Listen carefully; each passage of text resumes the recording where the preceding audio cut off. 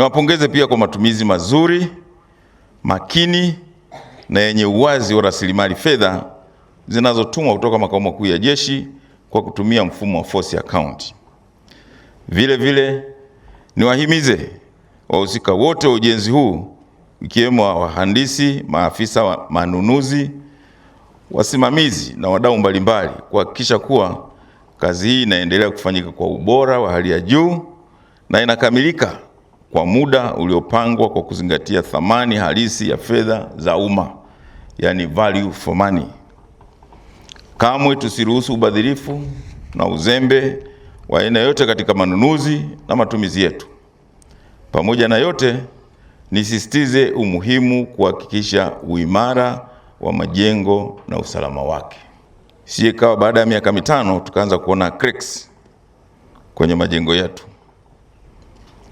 Ninatambua kwamba baada ya kukamilika kwa awamu hii ya ujenzi, bado awamu nyingine za ujenzi zitafuata ili kuiwezesha kamandi kujitosheleza kwa miundombinu ambayo itarahisisha utekelezaji wa majukumu ya kamandi.